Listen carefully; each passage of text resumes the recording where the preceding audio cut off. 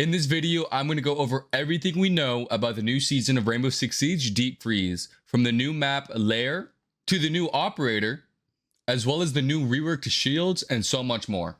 So I'd like to start things off with the trailer for the new map Lair. This is what I am personally most excited for. The ranked pool has been very stale lately. With the addition to Nighthaven Labs being over a year ago, it is time for a refresher. Now, based on this shot right here that I'm just looking at, which is like panning out on the entire map, it looks really small.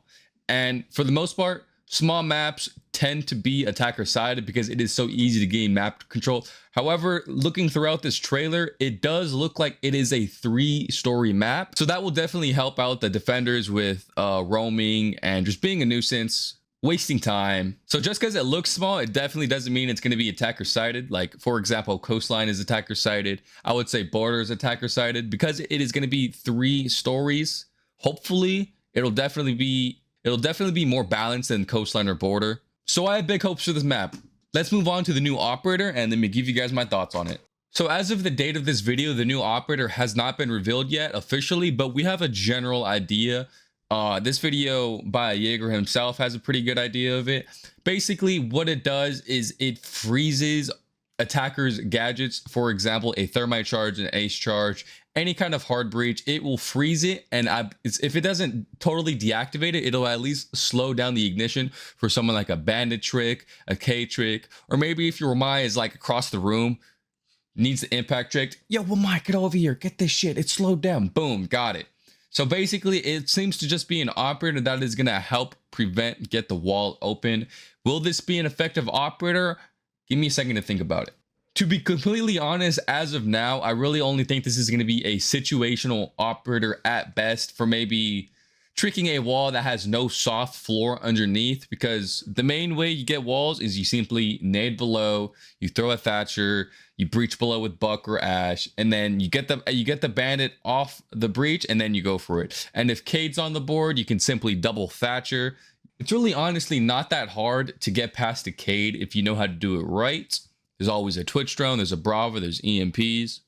It honestly really depends on how long you were able to freeze these breach charges, because let's say you're Thatcher and they have a Cade and you double Thatcher it, that eliminates the Cade and you're able to get the wall off. Usually, let's say this operator is able to stop the breach charge just long enough for the Cade to come back online, then I could see this being a very helpful operator. For example, let's say on Skyscraper, you got to take control of top house. You got to get that single top house wall. For the most part, you double Thatcher, you get the wall open, the Cade can't do anything. With this new operator, perhaps you will actually be able to stop that wall open even with a double Thatcher on the board. Of course, a counter to this would simply bring a Maverick maybe, and Maverick Chick. I don't know. We'll just have to wait for the full reveal and the live testing to see exactly how powerful this operator will be. Now, this operator's loadout does have an MPX, and to be honest, the MPX is one of the best guns in the game with a 1.5. So we don't know yet if it's going to bring 1.5, but if it does, it'll definitely be a strong operator. So as I was saying, based off all of the information we have now, I'm going to make this a situational operator with potential frag ability. We don't know if this operator is going to have 1.5 or not, but we'll just have to see. Now, before we move on to the rest of the video and talk about the rest of the changes coming with the new season, I would like to give a brief shout out to the sponsor of this video, Thrustmaster, and their line of elite controllers, specifically the eSwap Pro Elite controller that they sell. In the top right corner, I will demonstrate why these eSwap Pro controllers are so special. As you can see, you will be able to actually take out the joysticks completely. They are connected magnetically. You can swap them out, hence the name eSwap. At a moment's notice, you can do it mid-game if you needed to. They connect instantly. So this is very helpful for someone like me that is prone to stick drift. Also, on the back of the controller, you will have 2 back buttons that you can bind to anything you please, as well as some flips to turn on and off the trigger stops for people that love to use DMRs, as well as a sort of serrated or textured grip to it. So if you get clammy hands, it helps make the controller non-slip. If you guys are interested in getting a eSwap Pro controller for yourself, be sure to check out the links I will be leaving in the description. These controllers are also available at Walmart. Now, back to the video. So now that we've gone over the new content coming to the new season with the new map and the new operator, let's go over one of the huge controversial reworks to frag grenades. So according to the patch notes, Frag grenades have risen to an overpowered position in the current meta, and they currently have a heavy influence in operator choices.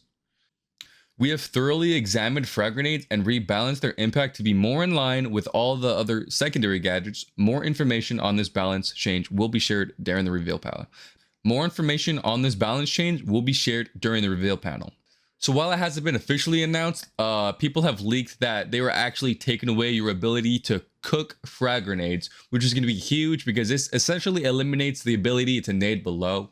So many strategies rely heavily on nading below to get operators out of key defensive positions in order to gain map control.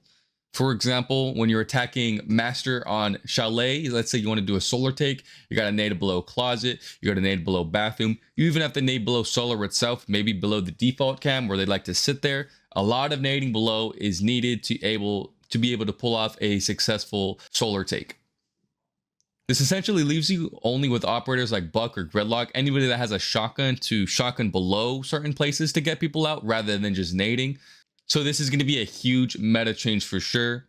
You can like shoot a slit into the floor and then toss an uncooked nade in there and it'll sit up there and eventually blow up.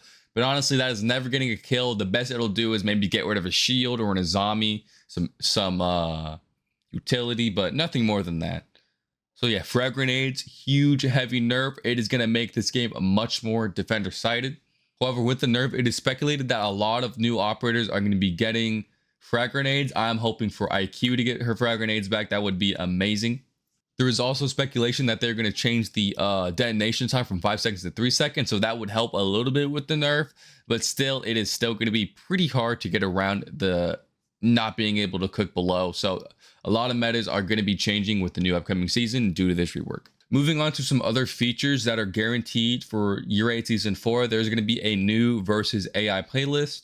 According to the patch notes, this season will keep on delivering with the incorporation of a new versus AI playlist tailored to let new players sharpen their skills against specifically AI trained defender bots to become the best operator they can be. Practice, strategize, and dominate like never before in this dynamic training environment.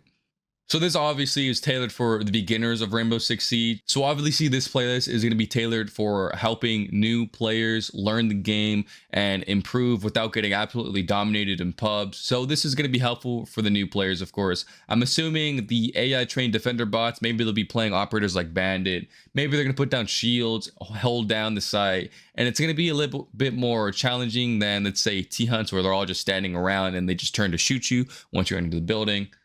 We'll just have to see. Now, here's something that the console community has been asking for probably, I don't know, 8 years. Console hip leaning. Player comfort controller remapping. We are actively working on improving our players' comfort on consoles in Year 8, Season 4. Wow, this game's been out for a while and this still isn't in here, but at least we're getting it now. We will be providing an easy way for our players to completely customize controller inputs. Long requested feature is dedicated to ensuring it answers all of our console players' needs. We will also implement a new action to allow hip leaning while firing on consoles later in the season. Oh, wow. So it's not even coming out on the drop. Later in the season. So finally, shout out to Ubisoft for making this happen. We have been asking for this for so long. But of course, with good news, there's going to be bad news. Privacy mode on console status canceled. Apparently, there's some external challenges. So there will be no privacy mode on consoles, which kind of sucks for someone like me that streams. I always have to add a delay. It makes it harder to talk to viewers while also playing the game competitively. Oftentimes, I have to hop on a Smurf just so I can start playing without a delay. And even then, I'm still getting stream sniped and getting my body sprayed.